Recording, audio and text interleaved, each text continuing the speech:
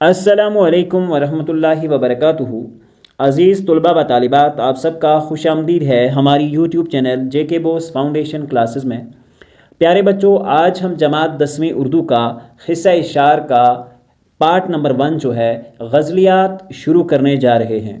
प्यारे बच्चों, अगर आप चैनल पर नए हैं तो चैनल की प्लेलिस्ट में जाकर आप अपनी क्लास के सारे वीडियोस जो अभी तक अपलोड हो चुके हैं बआसानी देख सकते हैं। तो प्यारे बच्चों, हिस्सा इशार का ये पहला पार्ट है जिसमें आज हम डिस्कस करने वाले हैं गज़ल। और आज के इस वीडियो में हम आपको समझाएंगे गज़ल की तारीफ़ और इर्तिका। ठीक है बच्चों, तो चलिए बग़ैर वक्त ज़ाया किए हम आज का अपना टॉपिक जो है वो शुरू करते हैं।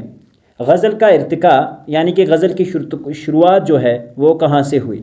गज़ल अरबी ज़बान का लफ्ज़ है। गज़ल जो है ये अरबी ज़बान का लफ्ज़ है। अरबी कसीदे का पहला हिस्सा तशबीब फ़ारसी में कसीदे से अलग होकर गज़ल के रूप में जलवा नमा हुआ। प्यारे बच्चों, अरबी ज़बान में पहले कसीदे लिखे जाते थे और फिर ये धीरे धीरे जब डेवलपमेंट हुई यानी कि लिटरेचर को जब आगे बढ़ाया गया तो कसीदे से अलग होकर गज़ल के रूप में जलवा नमा हुआ। ये बात तो वाज़िया है कि गज़ल पहले अरबी ज़बान से फ़ारसी में आई। गज़ल पहले अरबी ज़बान में कही जाती थी, उसके बाद फ़ारसी ज़बान में आई और इसके बाद फ़ारसी से उर्दू तक का सफ़र उसने अमीर खुसरो के उहद में ही कर लिया, क्योंकि अमीर खुसरो जो थे उन्होंने गज़ल को जो है उर्दू में शुरुआत हम कहें तो उन्होंने ही गज़ल की शुरुआत करी थी। फिर उर्दू गज़ल में गज़ल वाहिद सनफ़ सखन है जो गम जाना, गम ज़ात और गम दूरा को तहलीक इजहार देने की सलाहियत रखती है। तो प्यारे बच्चों, फिर गज़ल एक ऐसी सनफ़ है जिसमें गम जाना हम डिस्कस कर सकते हैं, गम ज़ात, ठीक है, किसी एक ज़ात का गम जो है वो दर्द जो है वो बयान कर सकते हैं और वो एक शायराना अंदाज में बयान किया जाता है। और गम दूरा एक ऐसे आदमी का गम जो हमसे बहुत दूर चला गया हो, तहलीकी इजहार देने की सलाहियत रखती है। एक ज़बरदस्त पैटर्न उसका बनाया जाता है और जिसके थ्रू हम उस चीज़ को समझते हैं। वो बड़ा एंटरटेनिंग भी होता है और सामीन को बड़ा ही मौजूब भी होता है, बड़ा खूबसूरत लगता है।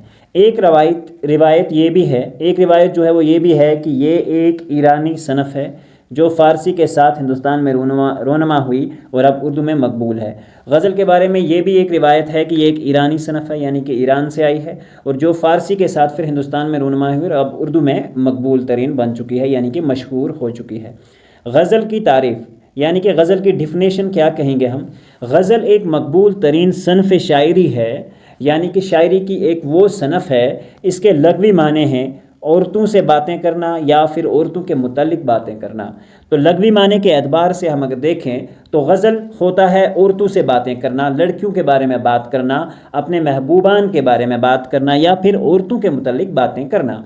हिरन के बच्चे के मुंह से निकलने वाली दर्द भरी आवाज़ को भी गज़ल का नाम दिया जाता है।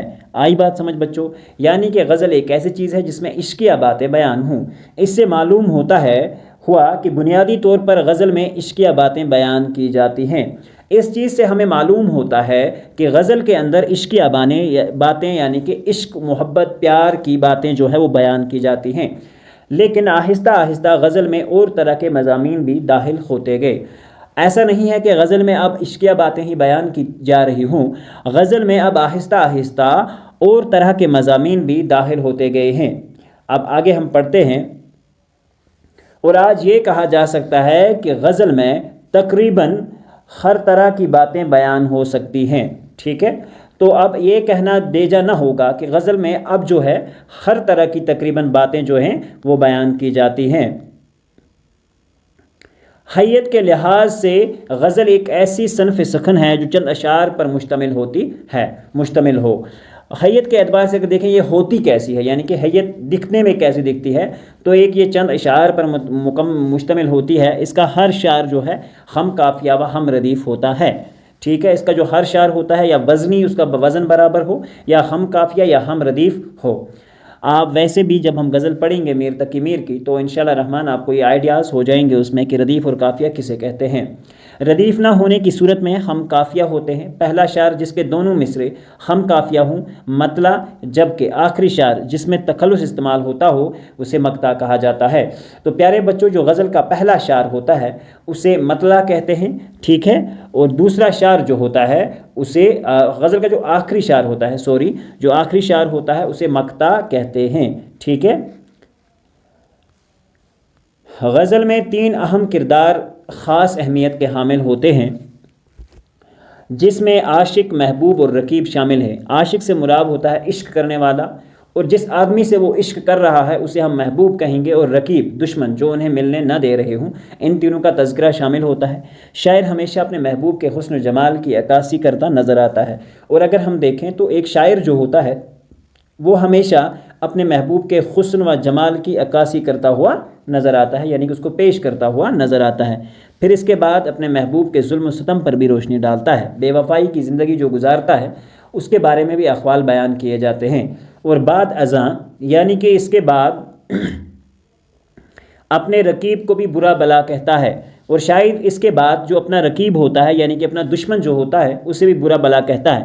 شاعر یہ تمام صورتحال ایک خاص ترتیب سے بیان کرتا ہے جو سننے والے کو بڑی ہی منفرد لگتی ہے۔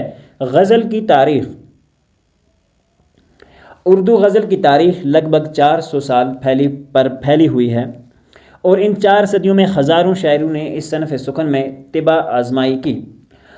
کلی قطب شاہ، ولی اور سراج اورنگ آبادی دکن کے نمائندہ غزل گو شاعر ہیں۔ تو پیارے بچوں یہ شروعاتی شاعر ہیں، جبکہ شمالی ہند میں فائز، خاتم اور نانا جی نے صنف غزل کے آغاز اور ارتقاء میں نمایاں کردار ادا کیا ہے۔ شمال اور یہ جو پہلے ہم نے دکن کے اگر ہم بات کریں تو پہلے قطب علی شاہ ولی اور سراج اورنگ آبادی یہ بہت مشہور شاعر ہیں، اور اگر شمال ہند میں بات کریں یعنی شمالی ہندوستان میں فائز بہت مشہور ہوئے، خاتم بہت مشہور ہوئے، اور نانا جی نے اس صنف کو 4 چاند لگوائے، یا ہم نمایاں کام کہیں گے کیا اس صنف کے اندر۔ دور جدید میں اقبال رحمۃ اللہ علیہ، فراق، فیض احمد فیض اور ناصر کاظمی کے بعد خلیل الرحمن اعظمی، بانی شہریار، محمد علوی اور افتخار عارف نے غزل کو موضوع اور اسلوب کی سطح پر نئی تبدیلیوں سے ہمکنار کیا۔ اگر دور جدید کی بات کریں یا آج کل کے دور کی بات کریں تو علامہ اقبال رحمۃ اللہ علیہ، فیض احمد فیض، محمد علوی، افتخار عارف یہ بہت بڑے نام ہیں غزل کی صنف کے اندر، جنہوں نے ہر طرح کی شاعری جو ہے وہ لکھی۔ کشمیر کے غزل گو شاعروں میں رسا جاودانی، شہروز کشمیری۔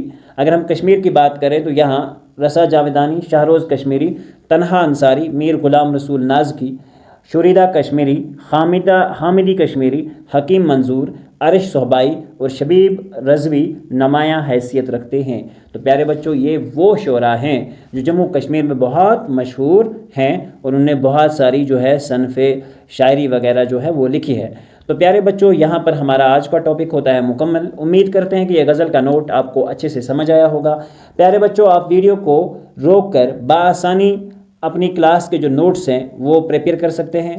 انشاءاللہ ملتے ہیں اگلے ویڈیو میں، جس میں ہم ڈسکس کریں گے آپ کی درسی نصاب بہارستان اردو کلاس 10ویں میں شامل غزل گو شاعر میر تقی میر، ان کے لکھی گئی ایک غزل۔